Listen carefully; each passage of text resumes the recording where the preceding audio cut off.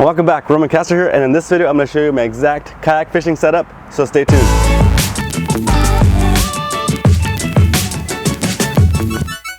Alright, so this is how we're going to do it. First I'm going to set it up like I would set it up if I just pull it off my car with the fishing poles, depth finder, and all that good stuff, cameras, and then I'll go over it from front to back and we'll cover every part of this kayak, including accessories, fishing poles, rods, rod holders, all that good stuff. So let's go.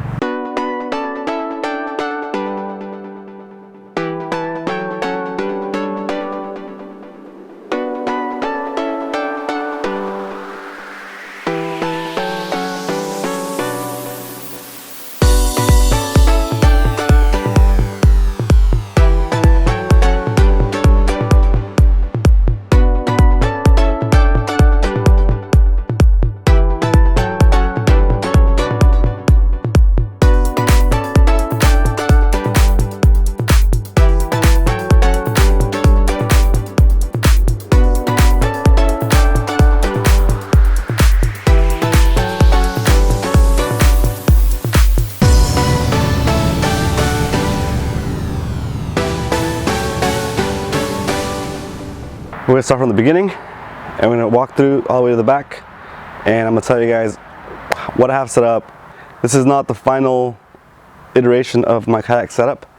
It is just one of my first kayak setups, and I know it will evolve as I need more things or change the ways I fish. So I will do follow-up videos when I do updates that I feel are significant. We're starting off with the Jackson Kayak 13.5 Kraken. This is a sweet kayak. It's a 13 and a half feet long. It's not super wide, but it's also not short. It's got this cool hull design that allows it to kind of cut through the surf when you do like a surf launch, like going out of La Jolla shores, for example. It does really well through the surf. That's what it's designed for. I bought it because I wanted to use it as a dive platform for my spearfishing stuff. But since it had all the fishing stuff, I figured I'd give it a shot, and we're here now where we are now because of it. So let's keep going. I'm just start with whatever piece of gear sticks out the front first, and that's gonna be this fishing pole.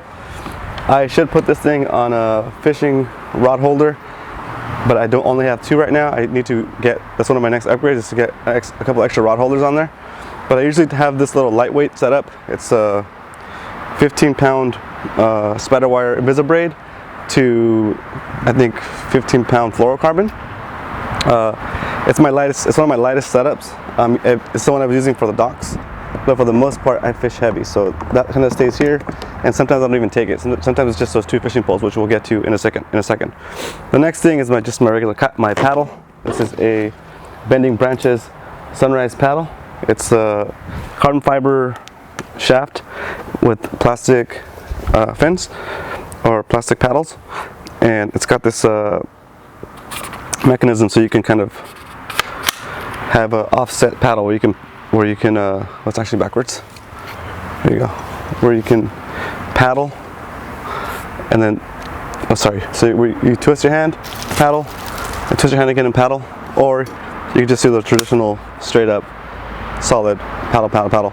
And one interesting note to tell you guys while I have you guys' attention is, if you're paddling, your logos should be facing you and they should be upright. So that way the paddle is actually making contact with the water where it's supposed to be. If you're paddling this way, you're actually not using the paddle correctly. So that's a tip for you guys. I'm gonna set this down so it's out of the way. Okay, so now we're gonna go back towards the front a little bit. And one of the things that kind of got me to pick this kayak in particular was because it has an awesome huge hatch right here in the front, and I wanted to have a kayak where I could put my spear guns and diving fins in the hull, so I don't have to worry about getting rolled in the surf on the way out or on the way in and losing any gear. So that was the reason why I even got this Jackson 13.5. As you can see, the hatch opens pretty big, and it's got this little cool container where I put all my fishing stuff, and I actually keep the battery for my depth finder in here, connected here. Put it in there, and in here I keep all my fishing gear. So when I'm out on the water, it's all inside, it's all staying out of the salt water. And if I flip the kayak, I don't have to worry about it falling over. It's got like a seal here. I also have some straps here to put like a water bottle in there. So that's the bottom of it. The other cool thing about this kayak is it kind of comes like pre-equipped with the Yak Attack, I think it's called Yak Track or Yak Attack Track. This stuff here. It's got some here, it's got 2 strips here, it's got an aluminum one back here, and a couple more on the sides. And it's kind of cool because you can attach all kinds of accessories with the ram mount system. So this pole is, I think it's a Yak Attack boomstick with the ram mount 1-inch ball joint connector, and it's going to like a ram mount receiver here that connects to the Yak Track. This is what I use for my light. This is actually a Loom Cube. I don't even think it's charged right now. Oh, it's charged. There it goes. So this is when you guys watch me fish at night. This is a light that's lighting me up from the front, and then you get some cool lighting effects, because if you have the sun setting behind you and this light lighting you from the front, you would normally be in a silhouette, but I have light, so it looks pretty cool. Anyway, so that's the light I usually do at night. And this is a GoPro Hero 5 session I use for most of my recordings. I like it because it has that voice activation, so I could like tell it to stop recording or start recording without using my hands. So that's kind of nice. I have it running on a Yak Attack, I think it's a dog bone connection, and it's also connected to the Yak Attack track here with a big ball joint, and this allows me to adjust angle or even outright change the direction of everything. So that's how I record my fishing, right? And then this is my sounder. It is a Lowrance Elite 4 Chirp. I got this installed at OEX Kayaks. I actually have a video of the whole install process. It's on my spearfishing channel. It's I'll put a link up here somewhere if you guys want to check it out. We go over the installation, the wiring, and we put in the sounder, all that good stuff. So that's the Lowrance Elite 4 Chirp setup. And then moving on towards the back of the kayak, I use an anchor. This is a 10-pound, actually this is a 12-pound mushroom style anchor. This is a way overkill for this kayak, but I like it because once you throw it down there, it's pretty solid. And then like what I'll do is I'll pull out enough slack that it's about the depth where I'm fishing. I usually have this knot here to mark it, and then I'll tie it to whatever side I'm gonna anchor from. So this handle or that handle, and then I'll kind of put that anchor in the water, and I'll drift for a little bit, and I'll just stay in that spot. It's kind of nice. It's kind of nice to have when you catch a fish, especially the spotties. They tend to be in groups, so when you catch a spotty, when you first fight it, if you remember to drop your anchor, and you'll be in that same little zone where there might be more spotties, so you have time to actually fish all the spotties in that zone, do a little fan cast before you move on. It's kind of, you usually end up getting a couple more fish.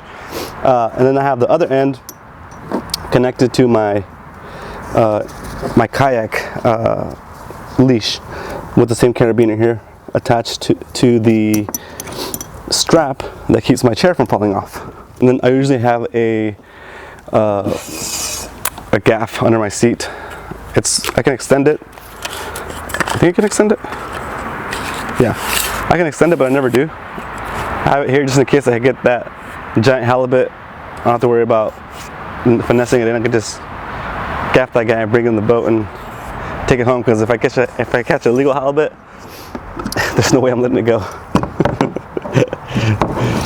Alright, I know it's practice catch and release, but it's all fair games on a legal halibut for me. Alright, the next thing is the seat. This is a seat the kayak came with. It's actually pretty dang comfortable, and the other cool thing is it keeps you off the deck, so you're super your butt's dry most of the time, unless you're like get super crazy and your pants get wet, then it'll drift back into the seat, and then you kind of have a little bit of a puddle here. But for the most part, most trips I'd say pretty dry on this chair, and it's actually really comfortable. It comes with this like back support. It's really helpful, and you can adjust it with these straps here, and you can also adjust the forward and backward position, but I like to have it in the most back position because it has a higher level than you would riding lower on the deck. Either way, even if you put it in one of the lower positions, you're still not touching the deck, so it's a nice comfy chair. Back here I have my